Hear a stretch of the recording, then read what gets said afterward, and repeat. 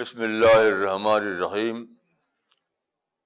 وصلی اللہ علی النبی الکریم رب اشرح لی صدری ویسر لی امری واحلل عقدۃ من لسانی یفقہوا قولی۔ 6 مارچ 2016۔ آج کا ٹاپک ہے دعا۔ آپ جانتے ہیں کہ دعا کا درجہ اسلام میں بہت زیادہ ہے۔ کچھ حدیثیں ہیں جس میں بتایا گیا ہے کہ اگر انسان اسم اعظم کے ساتھ دعا کرے تو وہ ضرور قبول ہوتی ہے۔ اس میں اختلاف ہے علماء میں کہ اسم اعظم سے مراد کون سا اسم ہے۔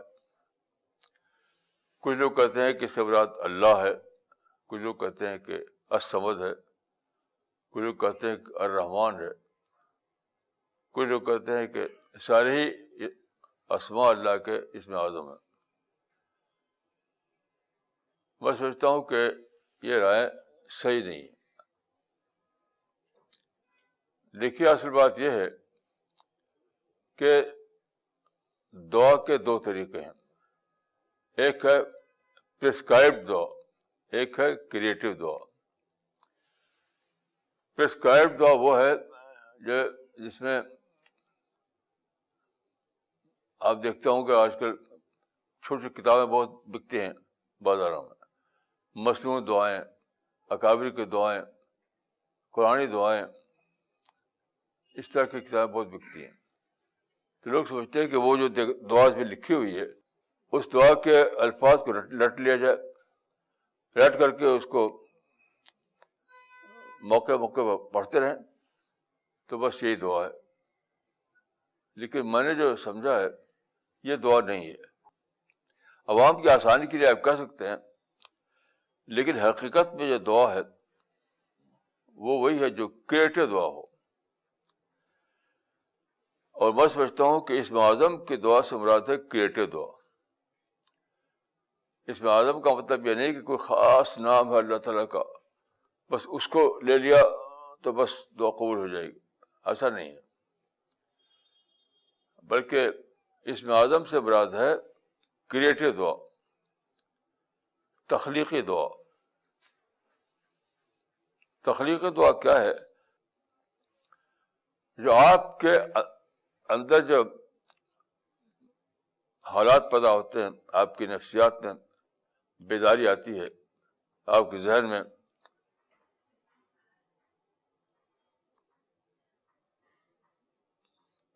ابال آتا ہے، آپ کے داخلی نفسیات میں ہلچل پیدا ہوتی ہے، تو اس کو میں کہوں گا کہ ربانی حالات۔ ربانی حالات میں جب آپ ہوتے ہیں تو کچھ خاص دعا نکل پڑتی ہے آپ کے زبان سے،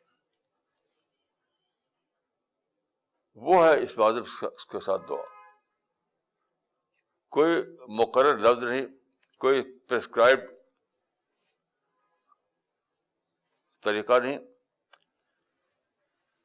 جب آپ پریپیئرڈ مائنڈ ہوں، جب آپ اللہ کی محبت میں، اللہ کے خوف میں جیتے ہو، تو مختلف حالات میں آپ کے اندر خاص طرح کی نفسیات جاگ اٹھتی ہے، جس کو میں کہوں گا ربانی نفسیات۔ اس وقت آپ کی زبان سے کچھ دعائیہ الفاظ نکل پڑتے ہیں، وہ ہے اسم اعظم کے ساتھ دعا۔ مثلا دیکھیے، حدیث میں آتا ہے کہ ہجرت کے موقع پر رسول اللہ ابوبکر صدیق کے ساتھ نکلے تھے مکہ سے۔ راستے میں آپ کو معلوم ہوا کہ دشمن آپ کو پیچھا کر رہے ہیں، تو آپ نے ایک غار میں پناہ لیا، جس کو کہتے ہیں غار ثور۔ جب آپ غار ثور میں پناہ لیے ہوئے تھے، آپ اور ابوبکر صدیق، تو وہ وہاں تک پہنچ گئے، آپ کے دشمن تلواریں لیے ہوئے۔ تو حضرت ابوبکر صدیق نے دیکھ لیا، کہا کہ وہ ہم بھی آ گئے، اس وقت رسول اللہ نے کہا تھا یا ابا بکر ما ظنک باثنین اللہ ثالثہما، اے ابو بکر تمہارا کیا خیال ہے ان دو کے بارے میں جن کے ساتھ تیسرا ان کا اللہ ہو. دیکھیے تیسرا ان کا اللہ ہو یہ کوئی رٹی ہوئی الفاظ نہیں ہے، یہ ایک پوری سوچ کے نتیجے میں یہ الفاظ نکلے ہوں گے. جب مکہ میں آپ کے حالات ایسے ہو کہ آپ رہ نہیں سکتے مکہ میں، آپ نے دعائیں کی ہوں گی، آپ نے کہا ہوگا خدا تیرے نام تیرا مشن میں نے چلایا مکہ میں، اب لوگ میرے دشمن ہو گئے ہیں، تو ہی میرے مدد فرما، تو ہی میرا ساتھی ہے. تو اس طرح کے جذبات کے ساتھ آپ مکہ میں رہے ہوں گے. پھر وقت آیا کہ آپ نے فیصلہ کیا کہ مجھے مکہ چھوڑ دینا چاہیے. تو آپ اللہ کی یاد میں، اللہ کے بھروسے پر، اللہ پر اعتماد کرتے ہوئے مکہ سے نکلے. اور ہوتے ہوتے ہوتے ہوتے وہ وقت آیا کہ آپ نے غار ثور میں پناہ لیا. تو اس وقت آپ سوچیے کہ آپ کے جذبات کیا ہوں گے، جذبات کیا ہوں گے. یعنی کہا جاتا ہے کہ آپ ننگے پاؤں نکلے سے، پاؤں جوتا بھی نہیں تھا، کچھ نہیں پتا کہ کھانا کیا ملے گا، پانی کہاں ملے گا، جو زندگی کی ضروریات تھیں وہ کیسے پوری ہوں گی. تو سب کچھ کو آپ نے سیکنڈری بنایا اور اللہ کے مشن کے لیے نکل پڑے. تو وہ یہ سب ہوتے ہوئے وہ لمحہ آیا جب کہ غار ثور میں آپ سے اپنے ایک ساتھی کے ساتھ تھے. تو وہ ساری نفسیات کو ذہن میں لائیے، وہ سارے جو جذبات رسول اللہ کے رہے ہوں گے اس کو ذہن میں لائیے. تو اس نے تب آپ کو سمجھ میں آئے گا کیسے آپ کی زبان سے نکلا. بڑے انوکھے الفاظ ہیں یہ، یا ابا بکر ما ظنک باثنین اللہ ثالثہما، یہ بہت ہی انوکھے الفاظ ہیں. یہ ایسے اتفاق سے نہیں نکل سکتے، رٹ کے نہیں آ سکتے زبان پر. یہ ایک خاص نفسیات ہوتی ہے، کوئی ربانی حالات ہوتے ہیں. آدمی کے اندر ایک برین اسٹارمنگ ہوتی ہے، ایک آدمی ایک پیپرڈ مائنڈ بن جاتا ہے، ربانی شخصیت اس کے اندر جاگ اٹھتی ہے. تب وہ کہا اٹھتا ہے کہ یا ابا بکر ما ظنک باثنین اللہ ثالثہما. تو یہ ہے اسم اعظم.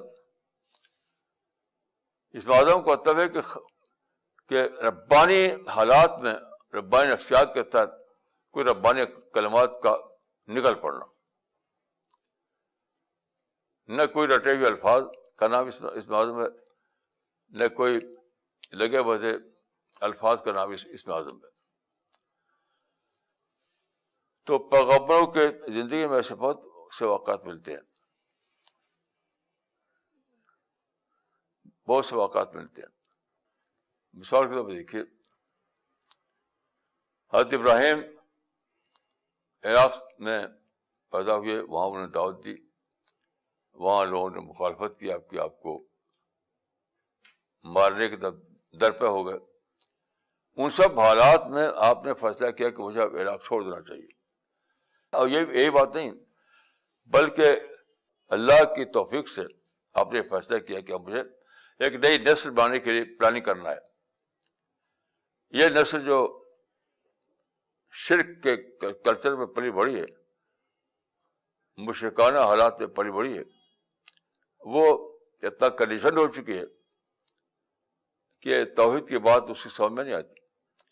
اب مجھے ایک نئی نسل بنانا ہے کھلے ماحول میں، ڈیزرٹ کے ماحول میں. یہ سب جذبات کے ساتھ نکلے آپ عراق سے. اور پھر آپ نے کیا کیا، مکہ کے قریب سب کا سب ڈیزرٹ تھا اس زمانے میں سارا، وہاں پر آپ نے بسا دیا ہاجرہ کو، اسماعیل کو، کہ یہاں ایک نئی نسل پیدا ہوگی. تو جب آپ نے بسایا تھا وہاں پر تو وہاں نہ پانی تھا، نہ کوئی سبزہ تھا، نہ کھانے پینے کی چیزیں تھی، کچھ بھی نہیں تھا، کوئی شیلٹر بھی نہیں تھا، کوئی انسان نہیں تھا وہاں، نہ کوئی بازار تھے، نہ کھیت تھے، نہ باغات تھے، کچھ بھی نہیں. اس وقت کیسے جذبات آپ کے پیدا ہوئے ہوں گے؟ آپ نے کیا کیا سوچا ہوگا؟ خدایا تیرے حکم سے، تیرے مشن کے لیے میں نے یہ فیصلہ کیا ہے، یہاں پر میں اپنے اولاد کو بساؤں اور ایک نئی نسل پیدا ہو یہاں سے. ان سب نفسیات میں آپ صبح شام جیتے ہوں گے. تب جب آپ نے بسایا وہاں تو آپ کی زبان سے یہ دعا نکلی، یہ وارزقہم من الثمرات.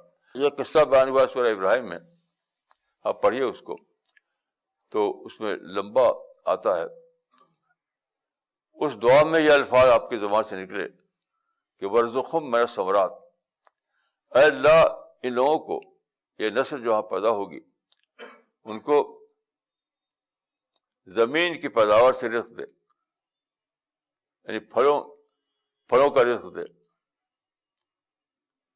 اب ظاہر کی بات تو کچھ بھی نہیں تھا اس وقت. آپ غور کی صحرا میں کھڑے ہو کے یہ دعا کرنا، کیا یہ رٹے ہوئے الفاظ دہرانا ہے؟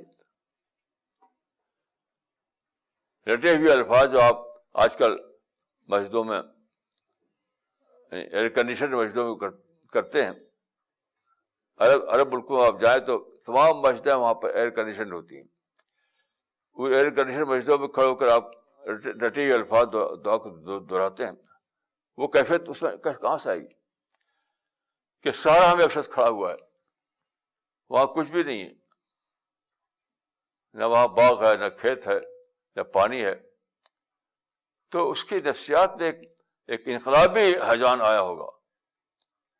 اس وقت اس نے کہا ہوگا کہ خدایا میرے بس میں یہی تھا کہ میں نے اپنے بچوں کو یہاں بسا دیا نئی نسل پیدا کرنے کے لیے. اب آگے کا کام تو آ رہا ہے، آگے کام تو آ رہا ہے کہ تو ان کو پانی دے، ان کو پھل دے، ان کو کھانے کی سامان دے. تو وہ جو نفسیات ہوتی ہے، اس نفسیات کے ساتھ دعا کرنے کا نام اسم اعظم ہے. اس نفسیات کے ساتھ. کیونکہ آسمانے کے اسم اعظم کا مطلب یعنی اعظم نام نہیں ہے، اعظم نفسیات ہے. اسی کو میں کہتا ہوں کہ کریٹو دعا. تو ایک ہوتی ہے پرسکرائب دعا، کچھ الفاظ ہیں ان کو رٹ لیا آپ نے اور اس کو آپ صبح شام پڑھ رہے ہیں. اور ایک ہے کہ آپ اپنے کو دین کی خاطر، دینی مشن کی خاطر حالات میں ڈالا، آپ کے ہیجان پیدا ہوا، آپ کے اندر جذبات امڑے، آپ کے اندر ربانی شخصیت بیدار ہوئی. اس وقت تو آپ کی زبان سے کچھ کلمات نکلے، تو اس کا نام ہے اسم اعظم کے ساتھ دعا. وہ کریٹو دعا ہوتی ہے. اور جب کریٹو دعا کرتا ہے آدمی تو اس کے لیے اللہ کا وعدہ ہے کہ وہ ضرور پوری ہوتی ہے. ایسے دیکھیے ایک دعا حضرت موسیٰ کی آتی ہے. حضرت موسیٰ کا قصہ آپ کے ذہن میں ہوگا کہ وہ مصر میں پیدا ہوئے، بہت سارے حالات پیش آئے ان کے ساتھ. پھر وہ مصر سے نکلے کیونکہ مصر میں ان کو خطرہ تھا کہ ان کو لوگ مار ڈالیں گے. تو وہاں پہنچے جہاں وہ قصہ ہے کہ لڑکیاں اپنے مویشیوں کے لیے پانی پلا رہی تھی. وہاں انہوں نے اس کی مدد کی. تو اس وقت آتا ہے قرآن مجید میں کہ وہ سائے کے نیچے بیٹھ گئے. مطلب تھکے ہوں گے، سفر کی تھکان، کھانا پینا کا کوئی انتظام نہیں، کوئی آگے نہیں کوئی پیچھے. تو اس کے بعد وہ ایک درخت کے نیچے وہ بیٹھ گئے. اس وقت ان کی زبان سے ایک دعا منقول ہے قرآن مجید میں. وہ یہ ہے کہ رب انی لما انزلت الی من خیر فقیر. رب انی لما انزلت الی من خیر فقیر. میرے جو خیر تو نے اتارا اس کا میں محتاج ہوں. تو اس میں میں نے غور کیا تو میری سمجھ میں آیا اس وقت موسیٰ اس نفسیات میں تھے جب انہوں نے درخت کو دیکھا ہوگا, کوئی درخت کے سائے میں تھے وہ, تو دیکھا ہوگا کہ درخت ہرا بھرا کھڑا ہوا ہے, نیچے خشک تنا ہے, اوپر سب سے شاخیں ہیں. تو ان کے ذہن میں آیا ہوگا کہ اللہ تعالیٰ درخت کو سب سے سرسر بناتا ہے, درخت کو زندگی دیتا ہے, درخت کو جو خوراک چاہیے وہ اس کو فراہم کرتا ہے. تب ان کو دل میں آیا ہوگا کہ خدا تیری رحمت درخت تک پھیلی ہوئی ہے, تیری رحمت درخت تک پھیلی ہوئی ہے, درخت تک تیری رحمت سے شاداب ہو رہے ہیں, تو میں تو انسان ہوں. تو ان کیفیات کے ساتھ یہ نکلے ہوں گے الفاظ کی زبان سے کہ خدا تو نے سب کے لیے رحمتیں اتار رکھی ہیں, تو میری بھی اتار, میری بھی مجھ پر رحم فرما. تو یہ اس چیز نے, اس کیفیت نے, ان حالات نے, ان ربانی یعنی نفسیات نے ان کی اس دعا کو اسم اعظم کی دعا بنا دیا اور وہ قبول ہوئی.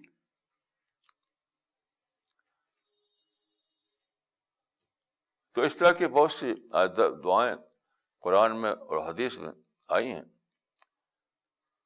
ان دعا کی جو صفت ہے وہ اس کے الفاظ میں نہیں ہے بلکہ دعا کرنے والے کے حالات میں ہے.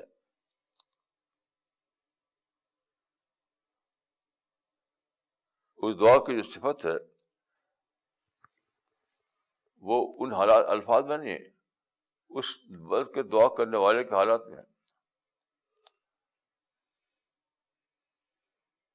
جیسے رسول اللہ نے قرآن میں آتا ہے کہ رسول اللہ نے دعا کی تھی اس وقت, حضرت ابوبکر سے فرمایا تھا لا تحزن ان اللہ معنا, لا تحزن ان اللہ معنا, غیر سور میں کہا تھا. تو اس کا مطلب نہیں کہ آپ کئی سخت حالات میں ہوں بس ان الفاظ کو دوہرا دیں تو بس قبول ہو جائے گی. آپ چاہے ایئر کنڈیشن چھت کے نیچے ہوں تب بھی نہیں, وہ حالات ہوں, وہ نفسیات جاگیں, وہ روحانیت بیدار ہو, اور تب وہ اس وقت ہوتا ہے کہ آٹومیٹک طور پر دعا نکلتی ہے آپ کی زبان سے, تو وہ اس میں اعظم ہوتی ہے اور وہ قبول ہوتی ہے. تو اس طرح کی حدیثیں قرآن میں اور حدیث میں, اس طرح کی دعائیں قرآن میں اور حدیث میں بہت سی آئی ہیں. ان حدیثوں کے بارے میں اچھے سے سمجھنا چاہیے کہ ان کی جو فضیلت ہے الفاظ میں نہیں ہے, دعا کرنے والے کے حالات میں ہے.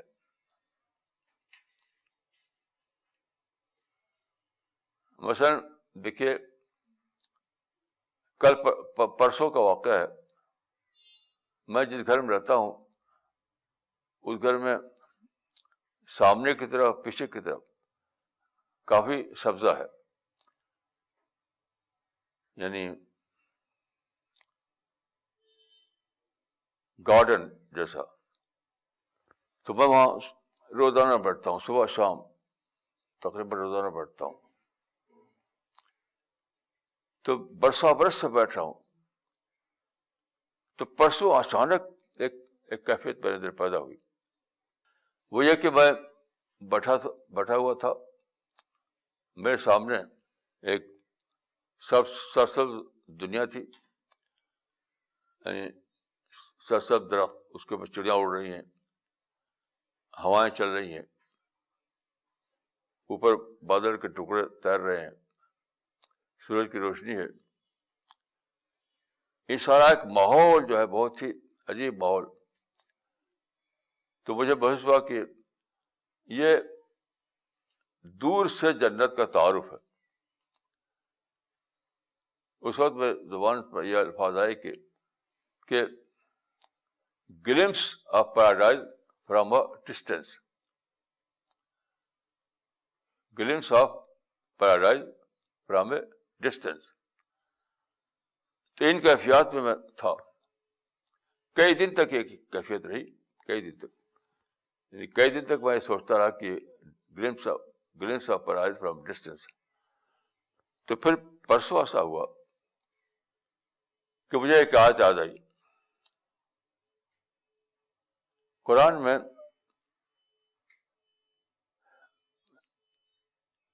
سورہ النساء میں ایک آیت ہے جو وراثت کی تقسیم کے بارے میں ہے. آپ جانتے ہیں کہ اسلام کی تعلیم یہ ہے کہ جب کوئی شخص کی وفات ہو جائے تو اس نے جو کچھ چھوڑا ہے وہ ورثاء کے درمیان تقسیم کیا جاتا ہے. تو وَإِذَا حَضَرَ الْقِسْمَةَ أُولُو الْقُرْبَى وَالْيَتَامَى وَالْمَسَاكِينَ فَارْزُقُوهُم مِّنْهُ وَقُولُوا لَهُمْ قَوْلًا مَّعْرُوفًا. سورہ النساء آیت نمبر 8. اس کا ترجمہ یہ ہے کہ وراثت کی تقسیم کے وقت جب کچھ لوگ وہاں آ جائیں, وراثت تو تقسیم ہو رہی ہے ان لوگوں کے بیچ میں جو اس کے حقدار ہیں, جو اس کے حقدار ہیں. جو غیر حقدار آ جائیں وہاں پر, جو یتیم ہوں اور مسکین ہوں اور غریب رشتہ دار ہوں, تو وہ وہاں صرف کھڑے دیکھ رہے ہیں, ان کا کوئی حصہ اس میں نہیں ہے, کچھ بول بھی نہیں رہے ہیں, وہ بس دیکھ رہے ہیں. دیکھو فلاں آدمی نے چھوڑا تو فلاں لوگ یہ پہنچ رہا ہے. تو قرآن میں آیا کہ وہ جو قریب آ کر کھڑے ہو گئے وہاں, ان کو بھی کچھ دو. فَارْزُقُوهُم مِّنْهُ, سامان جو چھوڑا ہے آدمی نے اس میں سے کچھ ان کو بھی دے دو.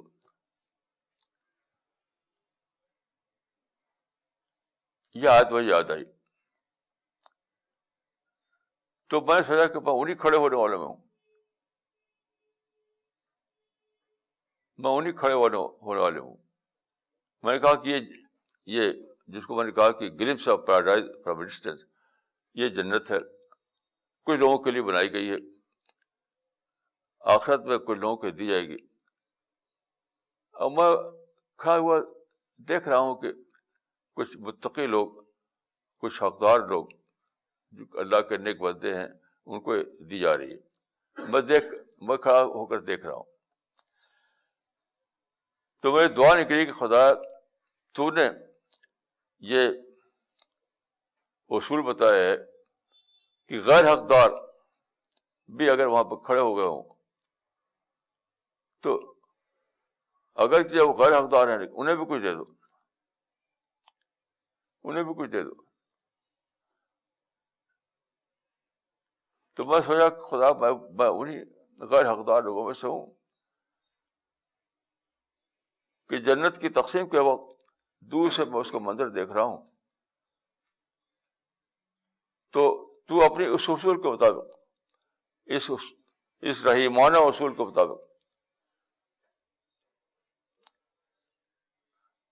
میرے ساتھ بھی رحم فرما, مجھے بھی اس میں تھوڑا سا حصہ مجھے بھی دے دے. تو میں سمجھتا ہوں کہ یہ یعنی حالات کے تحت جو دعا نکلتی ہے اس کی ایک مثال یہ ہے.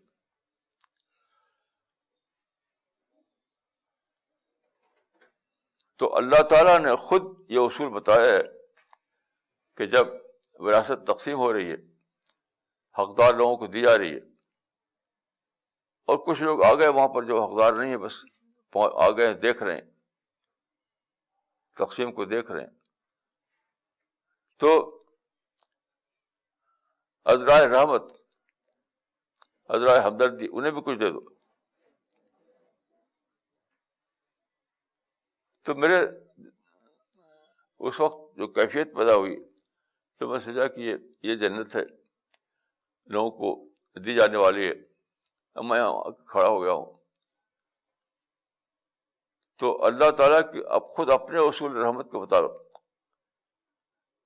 شاید مجھے بھی اس میں حصہ دار بنا دے. تو میں اپنے لفظوں میں کہوں گا کہ ایک ہے پرسکرائب دعا، ایک ہے کریٹو دعا. پرسکرائب دعا جو ہے وہ اس معظم کی دعا نہیں ہوتی ہے. کریٹو دعا جو ہوتی ہے وہ ہے اس اعظم کی دعا. اور کریٹو دعا کے لیے اللہ تعالیٰ کا یہ وعدہ ہے کہ وہ ضرور قبول ہوتی ہے. تو اس طرح کی بہت سی آپ اس نظر سے جب مطالعہ کریں گے قرآن کا، حدیث کا، سیرت کا، تو آپ کو اس طرح کی بہت سی مثالیں ملیں گی. لیکن اصولی طور پر میں کہوں گا کہ پرسکرائب دعا الگ چیز ہے اور کریٹو دعا الگ چیز ہے. کریٹو دعا ہی وہ چیز ہے جس کو مطلب کہا گیا کہ اس میں اعظم کے ساتھ دعا. تو اس میں اعظم کے ساتھ دعا کیسے ہوتی ہے؟ اب یہ سوچیے، اس میں اعظم کے ساتھ دعا یا کریٹو دعا ان لوگوں سے ہوتی ہے جو پریپیئرڈ مائنڈ ہو. یعنی ایک آدمی سیکر تھا، اس نے غور و فکر کیا، اس نے قرآن کو اور سنت کو پڑھا، پھر اس کو معرفت کے درجے میں اللہ کی دریافت ہوئی. معرفت کے درجے میں اسی میں جینے لگا، اسی میں وہ جینے لگا. پھر کچھ حالات پیش آئے، تو وہ حالات پیش آئے ایک ایسے انسان کے ساتھ جو پریپیئرڈ انسان تھا. تو اس کے پریپریشن کی وجہ سے اس کے اندر ربانی نفسیات جاگے گی، اس کے اندر ایک ربانی ہیجان پیدا ہوگا. اور ان حالات میں اس کی زبان سے کچھ بہت ہی کریٹو الفاظ نکل پڑیں گے جس میں اللہ کا یقین ہوگا، اللہ کی محبت ہوگی، اللہ کا خوف ہوگا، اللہ کی قربت ہوگی. تو وہ اس بات کی ضامن بن جائے گی کہ وہ قبول ہوگی. جیسے میں نے اس سے پہلے ایک واقعہ سنا تھا یہاں امام ابن تیمیہ کا. قرآن پڑھ رہے تھے، وہ کوئی آیت ان کی سمجھ میں کلیئر نہیں تھی، تو انہوں نے کیا کیا، اٹھے، وضو کیا، 2 رکعت نماز پڑھی اور پھر دعا کی، یا معلم ابراہیم علمنی. یہ بھی ویسی دعا ہے کیونکہ وہ خاص حالات میں کی تھی. انہوں نے وہ قرآن کا مطالعہ کر رہے تھے، کسی آیت پہ اٹک گئے، وہ اب سوچ رہے ہیں، کلیئر نہیں ہو رہا مفہوم اس کا. تو نماز پڑھ کے دعا جب کیا انہوں نے، تو وہ دعا ایک ربانی نفسیات والے انسان کی دعا تھی. اس کو کہا جاتا ہے انووک کرنے والے الفاظ کے ساتھ دعا کرنا، اللہ کے رحمت کو انووک کرنے والے الفاظ کے ساتھ دعا کرنا. تو انہوں نے کہا کہ اے اللہ، تو نے ابراہیم کو علم دیا تھا، اپنے پیغمبر ابراہیم کو علم دیا تھا، مجھے بھی علم دے دے. یہ وہی ہے انووک کرنے والی دعا. تو اس میں اکثر ایسی دعا میں اکثر کوئی پوائنٹ آف ریفرنس ہوتا ہے، اس میں اللہ کی رحمت کو انووک کرنے والے الفاظ ہوتے ہیں، اللہ کی قربت اس میں جھلکتی ہے، اللہ کی معرفت کا اس میں بہت زبردست اظہار ہوتا ہے. ان سب چیزوں سے مل کر کے ایک ربانی نفسیات بنتی ہے. اس میں وہ دعا نکلتی ہے جس کو کریٹو دعا کہا جائے گا یا اسم اعظم کے ساتھ دعا کہا جائے گا.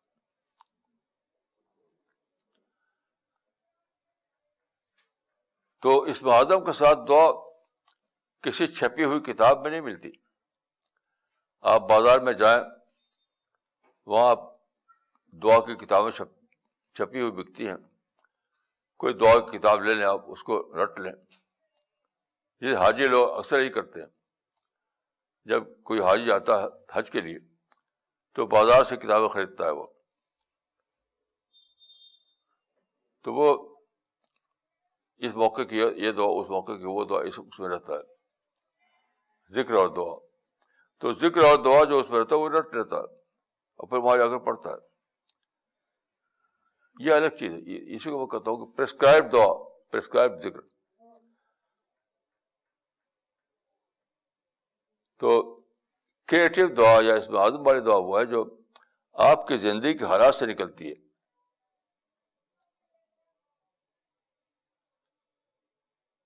وہ کتاب میں نہیں ہوتی, وہ معرفت میں ہوتی ہے. اس کا ماخذ کتاب نہیں ہوتا, اس کا ماخذ آپ کی اپنی معرفت ہوتی ہے.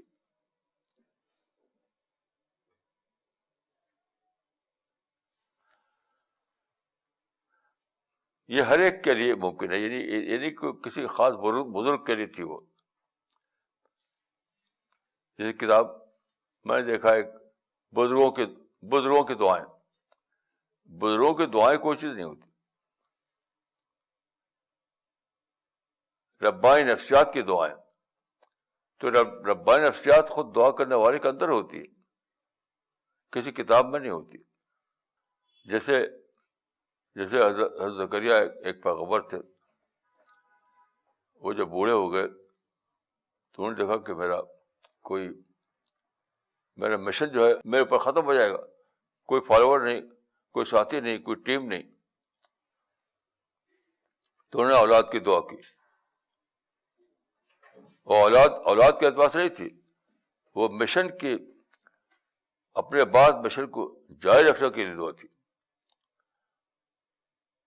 حضرت زکریا نے جو دعا کی تھی کہ مجھے ایک اولاد دے, وہ اس معنی میں نہیں تھی جس معنی لوگ اولاد کی دعا کرتے رہتے ہیں.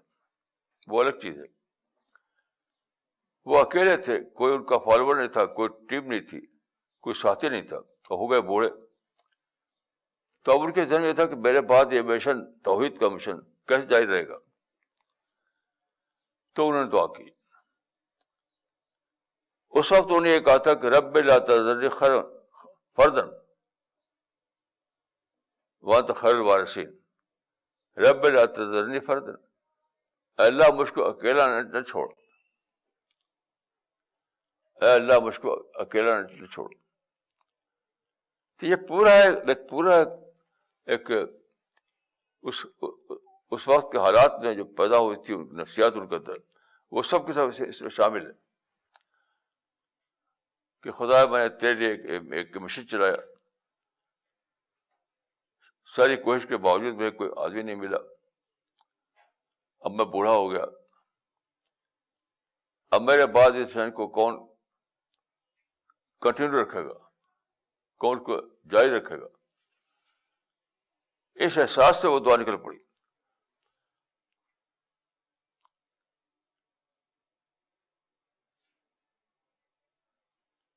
تو میں سمجھتا ہوں کہ اس کا مطلب ایسا کہ میری زندگی میں تو نے, انسان نے میرا ساتھ نہیں دیا, تو نے فرشتوں کو میرا ساتھ کر دیا. اس کی اسپرٹ یہ تھی غالباً کہ میری زندگی میں انسان نے ساتھ نہیں دیا, تو نے فرشتوں کو میرے ساتھ کر دیا. اس طرح یہ مشن چلتا رہا. اب میرے بعد کیا ہوگا؟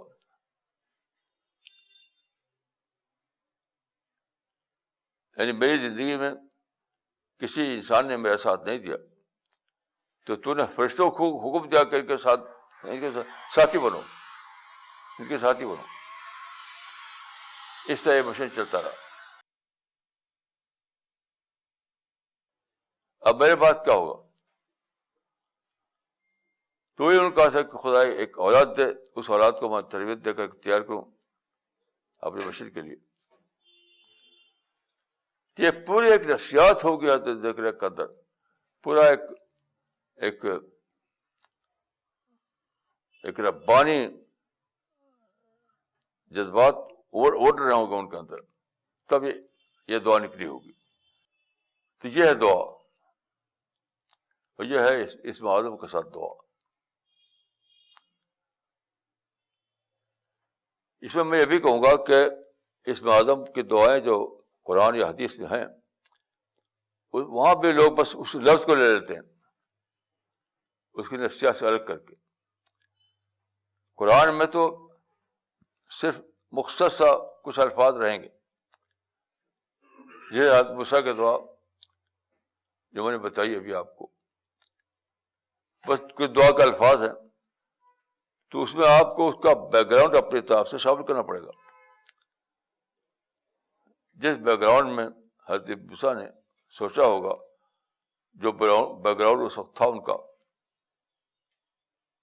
ان کا ماضی اور حال، وہ سب کو شامل کر کے آپ کو ایک بیک گراؤنڈ بنا تھا. اس بیک گراؤنڈ کو آپ کو اپنے ذہن میں لینا پڑے گا، تب سب سمجھ پائیں گے آپ کہ اس دعا کا مطلب کیا ہے. صرف الفاظ سے نہیں سمجھا، یعنی الفاظ جو ہیں کوئی شعبدہ نہیں ہے. ایسا نہیں کہ ان الفاظ میں کوئی تسباتی صفت ہے، کوئی کراماتی صفت ہے، بس وہ الفاظ بول دیے تو ہوگا. نہیں، وہ الفاظ تو کچھ نفسیات کے نمائندہ ہیں، ریپرزینٹ کر رہے ہیں.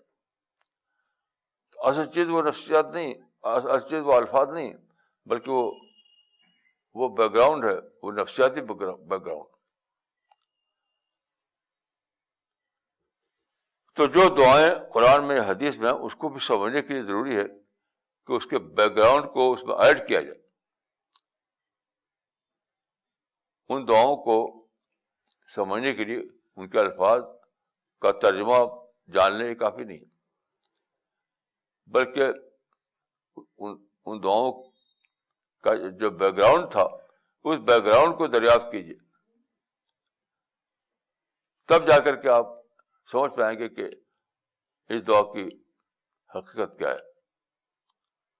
تو دعا بظاہر کچھ الفاظ کا نام ہوتی ہے، لیکن اصل رول اس میں دعا گو کا ہوتا ہے.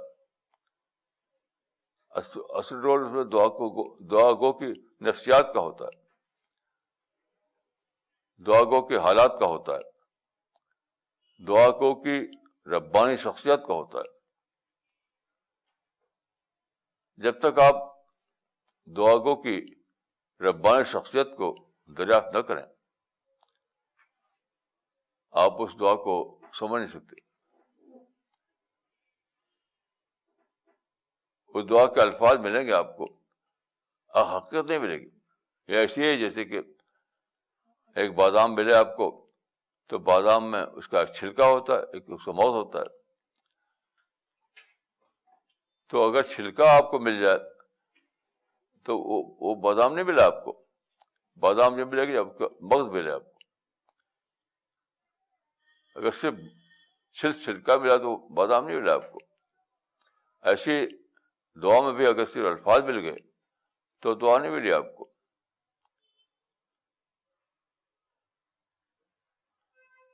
تو یہ بات اس وقت سمجھ آتی ہے جب کہ آپ تدبر کریں، غور و فکر کریں، بیک گراؤنڈ کو شامل کر کے دعا کو سمجھنے کی کوشش کریں.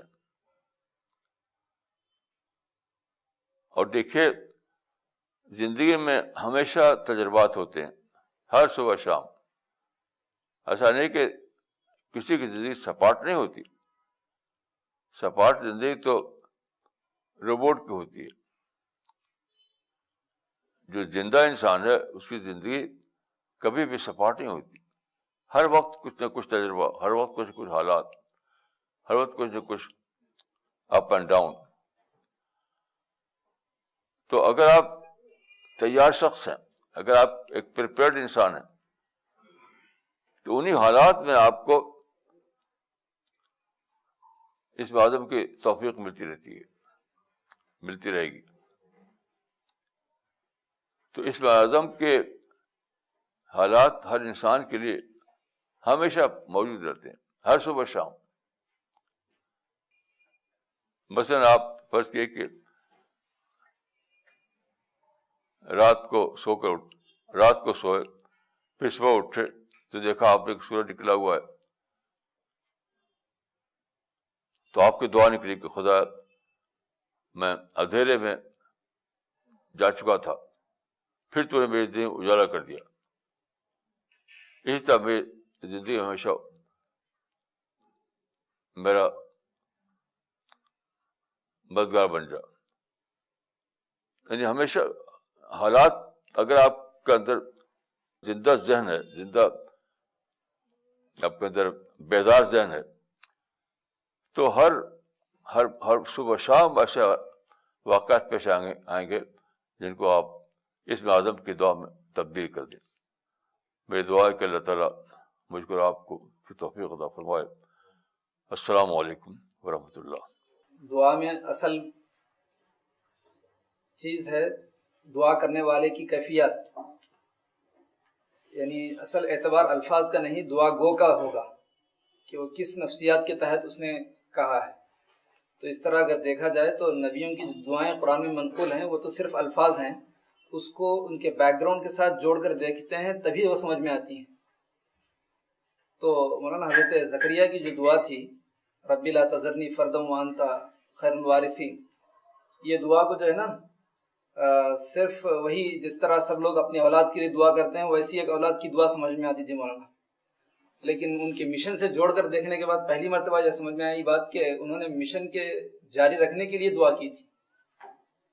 مولانا ایک دعا آپ نے اور ذکر کیا تھا پہلے، رسول اللہ نے ایک دعا کی تھی مولانا غزوہ احد بدر کے ٹائم پر، کہ اگر یہ 313 شہید ہو گئے تو اللہ تعالیٰ کوئی نام لینے والا نہیں ہوگا.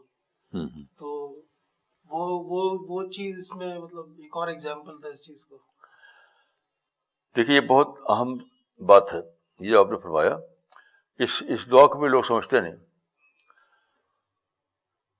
اس دعا کو بالکل نہیں سمجھتے لوگ. فضیلت کا انخان لیتے ہیں. فضیلت رسول اللہ، یہ جب بدر کا میدان آپ کے سامنے ہے، وہاں دشمن جو ہے بڑی تعداد میں بہت ہی تیاری کے ساتھ موجود ہے، ادھر صحابہ کم تعداد میں اور کم تیاری کے ساتھ اس کے مقابلے میں کھڑے ہو گئے ہیں. اس منظر کو دیکھ کر کے رسول اللہ پر ایک کیفیت طاری ہوئی. اس وقت آپ نے کہا تھا کہ اللہم ان تہلک حاضر اصحابہ لا توبت بعدہا فی الارض. اے اللہ اگر اس چھوٹی سی جماعت جو ہے صحابہ کی یہ ہلاک ہو گئی تو پھر تیرا نام دنیا میں نہیں لیا جا سکے گا. دیکھیے اس کے پیچھے صحابہ کی فضیلت نہیں ہے، 2000 سال کی تیاری ہے. حضرت ابراہیم کے جو اسکیم تھی، جو منصوبہ تھا، یعنی ہاجرہ اور اسماعیل، یہ سارا میں 2000 سال تک مصیبتیں اٹھاتے رہے. تو پھر وہاں پر لوگ ایک نسل بنی. تو 2000 سال کے حالات میں ایک نسل بنی تھی، اس کے منتخب افراد تھے صحابہ. تو اس دعا میں یہ تھا کہ اب دوبارہ کہاں سے حالات پیدا ہوں گے، پھر 2000 سال چاہیے. یہ سادہ بات نہیں ہے. اس پورا منصوبہ جو تھا ابراہیم سے شروع ہوا تھا، خدا اس پورے منصوبے کون دہرائے گا؟ اس منصوبے کے اس پلاننگ کا کلمنیشن تھے یہ لوگ جن کو ہم صحابہ کہتے ہیں. وہ کون ہے جو اس پلاننگ کو پھر دہرائے؟ یہ مطلب تھا اس کا. وہ صرف کچھ افراد کی فضیلت کی بات نہیں تھی. وہ تو خلاصہ یہ ہے کہ دعا کے الفاظ اصل نہیں ہیں، دائی کی نفسیات اصل ہے. دعا کرنے والے کے جذبات کیا ہیں وہ اصل چیز ہے، ڈیسائڈنگ فیکٹر. دائی کی نفسیات ڈیسائڈنگ فیکٹر ہے، نہ کہ دعا کا الفاظ. مولانا آپ ہمیشہ اس طرح کی باتیں کرتے ہیں تو اس سے واقعی میں ہماری زندگیوں پہ اثر تو ہوا ہے، اور دعا مانگنے کے طریقے میں بھی بدلاؤ آیا ہے کہ جو چیز بھی دیکھو، جب آپ یہ دیکھتے ہیں کہ جب پتے جھڑتے ہیں، اور اس کا ایک مجھے سائنٹیفک فینومینا پورا پتا تھا کہ اس کے اندر ایک کیمیکل ہے، وہ بلاک کر دیتا ہے and the water does not go there. لیکن اللہ ایسا ایک ایک پتے میں کر رہا ہے اور پتے جھڑتے ہیں، تو اس وقت وہ فینومینا سمجھ کے دل سے ایسی دعا نکلتی ہے اب، اور اس کو اس کانٹیکسٹ میں دعا مانگنے کا طریقہ کچھ آ گیا ہے. لیکن پھر بھی ایسا ہوتا ہے کہ کسی وقت جلدی سے دعا نکل جاتی ہے، کس وقت بہت سوچ کے اس کو سمجھ کے جب کرتے ہیں تو واقعی میں وہ لگتا ہے کہ وہ ہماری نفسیات بدل رہی ہیں. دوسرے میں نے یہ بھی سوچا کہ بعض وقت ہمیں دعا نہیں سمجھ میں آتی، تو جو قرآنی اور وہ دعائیں ہیں، مسنون دعائیں ہیں، ان کو ہم اس کانٹیکسٹ سے پڑھتے ہیں جب، تو نفسیات بھی بدلتی ہیں. تو یہ ایک پروسیس ہے دعا کرنے کی، مجھے لگتا ہے جو ڈیولپ ہو رہی ہے اور ہوتی رہے، اور اللہ سے دعا ہے کہ ہم صحیح طرح سے دعا کر سکیں. دیکھیے، مقبول دعاؤں کا جو کانسیپٹ ہے وہ اس کو میں نہیں مانتا، میں بالکل نہیں مانتا. کوئی مقبول دعا نہیں ہے، مقبول نفسیات ہیں. کتابوں میں مقبول دعائیں چھپی رہتی ہیں، میں اس کو بالکل نہیں مانتا. یہ بات کی پیداوار ہے. صحابہ کے نے کبھی ایسا نہیں کہا تھا کہ کچھ مقبول دعائیں ہوتی ہیں اس کو دہرا دو اور پھر ہو جائے گا. مقبول نفسیات ہوتی ہیں. انسان کے اندر نفسیات وہ ہیں مقبولیت والی، تو دعا قبول ہوگی، نہیں تو کوئی الفاظ دہراتے رہیے، کچھ نہیں ہونے والا. تو جب میں حج پہ گیا تھا تو میں نے بھی یہ کیا تھا، کتاب خریدی تھی، تو اس میں آدمی اسی چیز میں پھنسا رہتا ہے کہ یہاں کھڑو کے یہ دعا مانگے، یہاں کھڑو کے یہ دعا مانگے، یہاں کھڑو کے یہ دعا مانگے. تو آدمی جو ہے نا ان الفاظوں میں پھنسا رہتا ہے. تو جو بنیادی چیز ہونی چاہیے کہ اس کی نفسیات، سائیکالوجی چینج ہونی چاہیے حج کرنے کے بعد، اس چیز میں بدلاؤ نہیں آتا مولانا، کیونکہ وہ ثواب کے کانسیپٹ میں پھنسا رہتا ہے. یہاں پہ زیادہ ثواب ملے گا، یہ پڑھنے میں. بازار میں کوئی دعائیں، کوئی کتابیں چھپتی ہیں مقبول دعائیں، یہ بالکل بیس لیس ہے، کیونکہ اس کی یعنی کسی صحابی سے کوئی اس کی تصدیق نہیں ملتی. کسی صحابی نے کبھی نہیں کہا کہ فلاں دعا مقبول دعا ہے، اس کو پڑھو گے تو ہو جائے گا. کچھ نہیں، کوئی مقبول دعا نہیں. مقبول نفسیات ہے. یعنی مقبول اگر آپ کے اندر وہ کیفیات ہیں، وہ جذبات ہیں، وہ نفسیات ہیں، اس کے تحت آپ جو کہہ پڑے تو وہ ہے مقبول دعا. Maulana, how important is to reach a state of helplessness to do such a dua? دیکھیے، انسان تو ہیلپلیس ہے ہی، یعنی کوئی ایمپرر بھی ہیلپلیس ہی ہے. ڈسکوری نہیں کر پاتے لوگ، ڈسکوری نہیں کر پاتے. کہا جاتا ہے کہ نمرود جو تھا، اس کے ناک کے راستے سے ایک مچھر گھس گیا، اس نے ساری اس کی شاہشاہیت ختم کر دی. تو انسان ہیلپلیس ہے ہی، لیکن لوگ اس سے بے خبر رہتے ہیں. اس بے خبری کو جو آپ ڈسکور کریں گے تو اپنے آپ وہ چیز آ جائے گی. وہ تو نیچر ہے. یعنی نیچر جو ہے وہ چھپا ہوا ہے بے خبری کی وجہ سے. جب وہ اس کو ڈسکور کر لیں تو کنگ اور ایمپرر بھی اتنا ہی یعنی ہیلپلیس ہیں حقیقت میں جتنا کام ہے. حالات بھی مولانا کئی بار انسان کو ریئلائز کراتے ہیں وہ کتنا ہیلپلیس ہے. ہاں، حالات نہیں ہوتی یہ چیز. جیسے الیگزینڈر دا گریٹ جو تھا، گریس سے چلا ساری دنیا فتح کرنے کے لیے، اور بہت سے ملک فتح کرا لے، یہاں تک عراق پہنچ گیا. وہ تو ایک رات خوشی بنا رہا تھا، خوب شراب پی رہا تھا، اسی رات کو مر گیا وہ. اس کے ابھی 40 سال بھی نہیں ہوئی تھی عمر. تو لوگ سے سبق لیتے کہ الیگزینڈر گریٹ بھی ہوتے ہیں ہیلپلیس ہے، اتنا کہ میں ہوں. یعنی خوشی مناتے مناتے مر گیا. تو دیکھیے، ہیلپلیسنس جو ہے وہ انسان کا نیچر ہے، لیکن لوگ بے خبری کی وجہ سے سمجھ لیتے کہ میں یہ ہوں، میں وہ ہوں. میں کچھ بھی نہیں ہوں، اب نتھنگ. یہ بے خبری کی وجہ سے میں سمجھ لیتا ہوں کہ میں کچھ ہوں.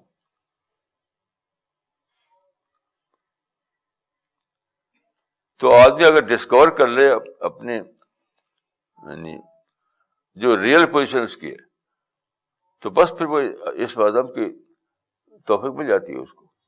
اللہ تعالیٰ کے جو دوسرے نام ہے یا رحمان یا رحیم یا ستار، تو ان کو لے کر جب دعا مانگے تو کیا اس میں کیفیت بدلنے کے کیا چانس ہوتا ہے کیا؟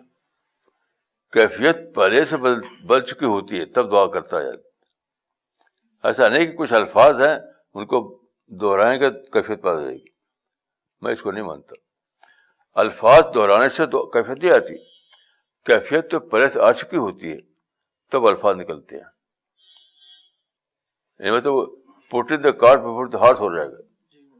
اگر یہ مانے کہ الفاظ دہراؤ تو کیفیت پیدا ہوئے گی، that is putting the cart before the horse, یعنی گھوڑے کے آگے گاڑی باندھنا. کیفیت از دا فرسٹ ورڈ اور دا سیکنڈ. پہلے آپ حالات میں گھرتے ہیں، جسے حضرت زکریا کو میں نے بتایا کتنے دنوں سوچا ہوگا کہ میں بوڑھا ہو گیا. قرآن میں آتا نہیں وشتعالی رأسہ شیبہ، سارا بال سفید ہو گیا. اب دیکھ رہے ہیں کہ میرے کو آگے ہے نہ پیچھے. مشن کے اعتبار سے یہ مشن جو چلا رہا تھا توحید کا مشن، کوئی فالوور نہیں، کوئی ٹیم نہیں، کوئی ساتھی نہیں. تو انہوں نے کہا کہ خدا ایک بیٹا مجھے دے دے، اسی کو میں ٹرین کروں، تربیت کر کے تیار کروں. تو ایک بہت زبردست قسم کا ہموم کو ہوگا، ہموم، غم. تب یہ الفاظ نکلے تھے. الفاظ سے ہموم نہیں آتے، ہموم سے الفاظ آتے ہیں. مولانا یہ کہہ رہے ہیں کہ جب یہ دعوت کا کام انہوں نے شروع کیا تو ان کو لگتا تھا کہ کام بہت ہی آسان ہے، اور لیکن ایک ٹائم ایسا ہے کہ کچھ حالات پیدا ہوئے. یہ مسجد میں کہیں ڈسٹریبیوشن کر رہے تھے تو وہاں بچے آئے اور انہوں نے لٹریچر کو اپنے پیر سے مسل دیا جس میں آپ کی فوٹو وغیرہ سب تھی. تو اس ٹائم ان کو بہت تکلیف ہوئی اور یہ رو دیے اور انہوں نے اللہ سے دعا کی کہ تو میری مدد کر. تو یہ کیفیت کو بتا رہے ہیں مولانا. ہاں تو صحیح، آپ نے صحیح کہا. اس سے پہلے مطلب مجھے نہیں لگ رہا تھا کہ دعا جیسی چیز کی ضرورت ہے دعوت کے لیے، اتنا آسان مجھے لگ رہا ہے کئی سالوں تک. لیکن ایک واقعہ ایسا بھی ہوا کہ مجھے لگا کہ دعا نکل گئی جب ایسے حالات ہوئے. نہیں وہی حالات، وہ آپ تو بڑی بات کہہ رہے ہیں. جی جی حج سے حالات پیدا ہوئے جی تو آپ پر وہ دعا کے الفاظ نکلے، وہی تو بات ہوئی نا. جی بالکل. حالات پہلے آئے، جی حالات پہلے آئے، دعا بعد کو آئی. تو وہ پروڈکٹ کارڈ پہ ہاتھ نہیں ہوا، کیونکہ حالات پہلے آئے پھر دعا آئی. تو آپ تو میری بات کی تصدیق کر رہے ہیں. بازار میں جو مسنون کتابیں ملتی ہیں، مسنون دعاؤں کی کتابیں، ایک ہوگا مقبول، دوسری ہوتی ہے مسنون دعائیں. مولانا آپ نے ابھی ذکر کیا تھا مقبول دعاؤں کے حوالے سے ایک بات کہی تھی. یہ کہہ رہے ہیں کچھ دعائیں آتی ہیں جو مسنون دعائیں کہلاتی ہیں، تو ان کے بارے میں یہ جاننا چاہ رہے ہیں. دیکھیے مسنون دعا کا لفظ ہے بات کو پیدا ہوا، صحابہ کا کسی صحابی نے نہیں کہا کہ مسنون دعا. آپ پڑھ ڈالیے صحابہ کے حالات ہیں کہ حیات الصحابہ میں 3 جلدوں میں ساری پڑھ ڈالیے، کسی صحابی نے یہ لفظ بولا مسنون دعا. یہ تو بات کو پیدا ہوا. لیکن مسنون دعا کا معنی ہے رسول اللہ کی ہوئی دعا، وہ دعا جو رسول اللہ نے کی ہو. تو اس کو لے کر کے لوگوں نے کتابیں بنائی ہیں. صحابہ نے کبھی ایسا نہیں کہا تھا کہ کچھ دعائیں مسنون ہوتی ہیں. یہ تو بات کی چیز ہے، یہ تو بات کی چیز یاد رکھیے. آپ کو شک ہو تو ہاتھ صحابہ پڑھ ڈالیے ایک بار آپ، اور دیکھ کوئی صحابی یہ لفظ بولتا ہے.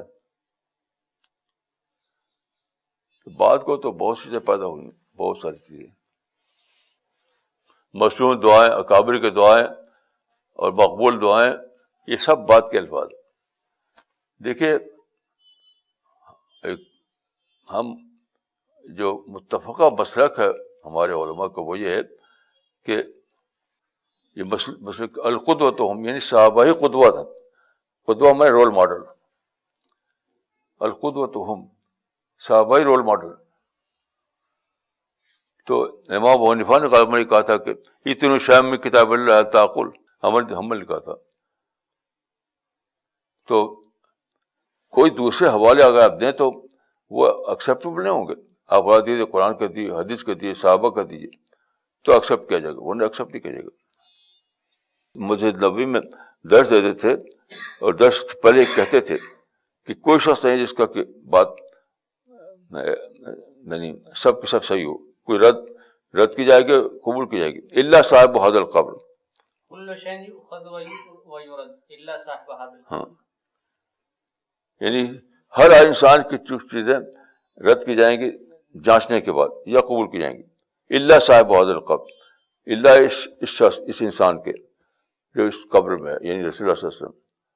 یہ مسلک سارے علماء کا مسلک ہے, میرا ذاتی نہیں ہے, سارے علماء کا مسلک ہے یہ.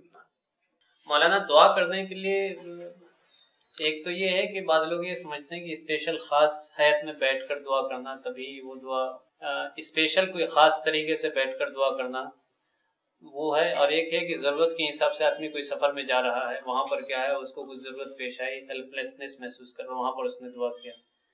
تو وہ کیا ہے کہ اسپیشل خاص حیات ہو تبھی دعا کی جا سکتی ہے یا کبھی بھی کہیں بھائی دعا تو نکلتی ہی رہتی ہے ہر وقت. جب اللہ کا سے تعلق قائم ہو جائے آپ کا تو دعا تو نکلتی ہی رہتی ہے.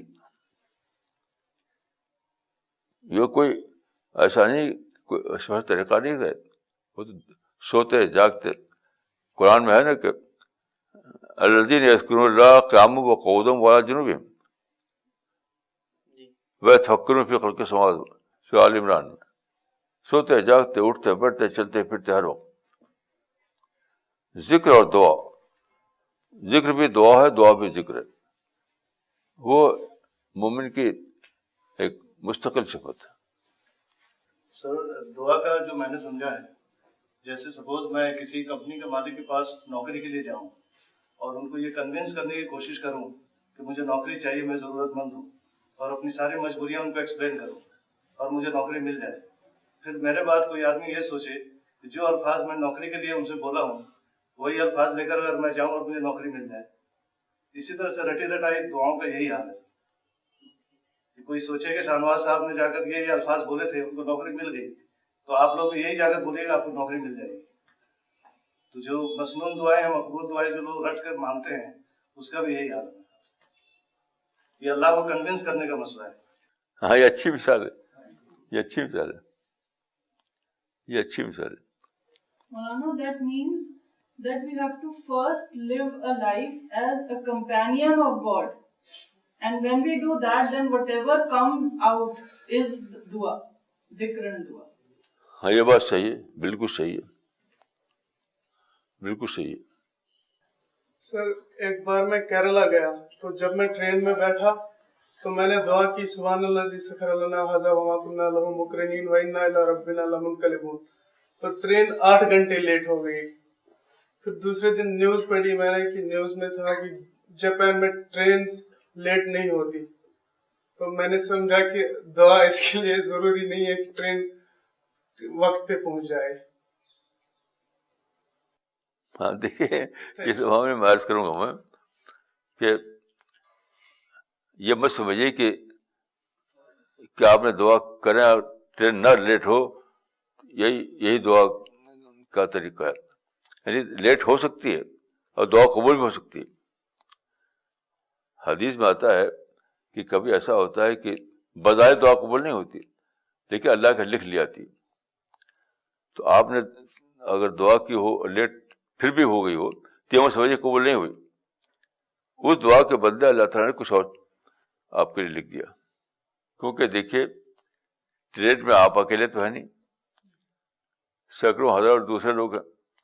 تو اللہ تعالیٰ ایک شخص کی خاطر نہیں کر سکتا, شاید ٹرین کو آپ کے تابع کر دے, ایسا نہیں ہو سکتا. اللہ تعالیٰ کو ہزاروں لوگوں کو دیکھنا ہے. لیکن آپ نے چونکہ دعا کی تھی تو اس کا بدلہ ضرور آپ کو کسی اور شکل میں اللہ تعالیٰ دے دیں گے. ورنہ ایسا ہو تو سب کو نقصان, ایک آدمی کے فائدے کے خاطر سب کا نقصان ہونے لگے. مولانا آپ نے ایک بار بتایا تھا کہ دعا کرنے کے بعد پھر صبر بھی کرنا چاہیے اور اللہ تعالیٰ کا جو پروسیس ہے اس کو بہت دینے کا ٹائم دینا چاہیے اللہ تعالیٰ. بہت ضروری, بہت ضروری, اس کے اندر پروسیس جاری رہے, بہت ضروری ہے. کیونکہ اللہ تعالیٰ کا جو پلاننگ ہے, جو پروسیس ہے, نیچر کا جو پروسیس ہے, اس کو کینسل نہیں کیا جائے گا. مولانا اقبال صاحب نے चेन्नई से सवाल किया है मौलाना इकबाल उमरी साहब ने कि दुआ का मकसद क्या होना चाहिए। मौलाना अक्सर दुआ मटेरियल ओरिएंटेड क्यों होती हैं? देखिए, आप बहुत आसान है इसका जवाब कि आप कुरान की दुआओं को इकट्ठा कीजिए। कुरान की दुआओं तो किसी नबी ने मादी चीज के लिए दुआ नहीं की, किसी नबी ने मादी चीज की दुआ नहीं की। ऐसी हदीस में दुआएं हैं। देखिए, मादी चीज तो अपने आप ही आपको मिलती है दुआ के बगैर, क्योंकि कुरान में साफ साफ है। देखिए, वमा मिन दाब्बतिन फिल अर्दि इल्ला अलल्लाहि रिज़्क़ुहा, यानी हर एक जो पैदा होता है उसका रिस्क अल्लाह के ऊपर है। अल्लाह के माने अल्लाह के ऊपर है, ये अल्लाह की ड्यूटी है कि उसको रिस्क दे। तो मटेरियल चीज़ों के लिए दुआ करना जायज़ है, लेकिन आमतौर पर सहाबा रसूलुल्लाह मटेरियल चीज़ों की दुआ नहीं करते थे, अल्लाह की रहमत के लिए दुआ करते थे। मौलाना इकबाल उमरी साहब ने एक कमेंट भेजा है कि हालात को पॉइंट ऑफ इसमें आज़म बनाना है न कि पॉइंट ऑफ स्ट्रेस, आज ही वाज़े हुआ। माशाअल्लाह।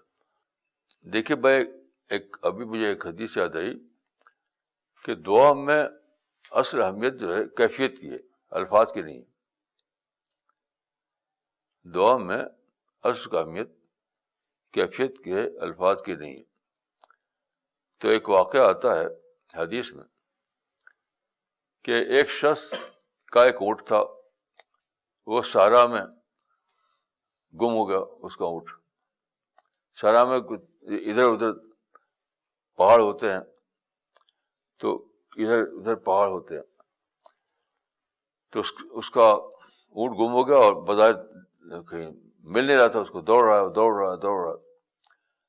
तो अचानक एक जगह देखा उसने कि किसी पहाड़ के उसमें खड़ा हुआ था वो आड़ में। तो उस वक्त उस जुबान से निकला, अल्लाहुम्मा अंत अब्दी व अना रब्बुका। खुशी में वो कहना चाहता था, खुदा तू मेरा रब है, मैं तेरा बंदा हूँ। उल्टा कहा गया कि खुदा तू मेरा बंदा, मैं तेरा। तो बहुत ज़्यादा उसकी ये दुआ कबूल हो गई, यानी उसकी वजह से उसको बहुत बड़ा अजर मिला, हालांकि उल्टी दुआ थी वो। तो कैफियत के एतबार से अल्लाह ताला आपकी दुआ को देखेंगे, अल्फाज के एतबार से नहीं। वो जो दुआ हजरत, उनका नाम था वो आसिया, फिरौन की बीवी थी, उनका नाम था आसिया। तो उनकी दुआ जो है अगर हम दोहराएं ऐसी ठंडे तरीके से, तो इसका मतलब नहीं कि जिस तरह उनके लिए दुआ कबूल हुई हमारी भी कबूल रहेगी। उन्होंने जो कहा था कि खुदा मेरे लिए घर बना दे अपने पास जन्नत में, तो गौर ये कि एक खातून जिसने तौहीद को इख्तियार किया और फिरौन कह रहा है कि मैं तुमको मार डालूंगा, और वाक़ता मार डाला। उस माहौल में वो उस हालात में उसकी जुबान से निकलता है कि माल छूट रहा, जिंदगी खत्म हो रही है, तलवार लिए खड़ा है एक आदमी, उस क्या हालात होंगे, और गौर कीजिए क्या हालात होंगे, बहुत ही तूफानी हालात होंगे। तब उनकी आया हुआ खुदा, इस बाल की क्या हकीकत है, इस बादशाह की क्या हकीकत है, इस दुनिया की हकीकत है, ऐसा कि तेरे पड़ोस के, तेरी जन्नत के, वो मुझे दे दे। ये सब कैफियत आई होगी, तब ये अल्फाज निकले होंगे। इसका मतलब नहीं कि हम भी कुर्सी पर बैठे हुए अल्फाज दोहराएं तो वही दर्जा मिल जाए हमको, ऐसा नहीं हो सकता। मौलाना, वो बनी इसराइल के 3 आदमी का जो वाक़या है, 3 आदमी तो गार में गए थे, गार में गया और वहाँ पर जो उन्होंने दुआ की थी, कोई भी उसमें से ऐसी दुआ नहीं जो मसनून हो। वो हालात अपने बताते हैं कि मेरे साथ ये हालत पेश आए। जैसे एक आदमी अपने हालात के हवाले से दुआ किया था उन्होंने, हर एक ने अपने हालात। जी। कोई کسی کوئی رٹی ہوئی دعا کو نہیں دہرایا تھا. صحیح کہا آپ نے.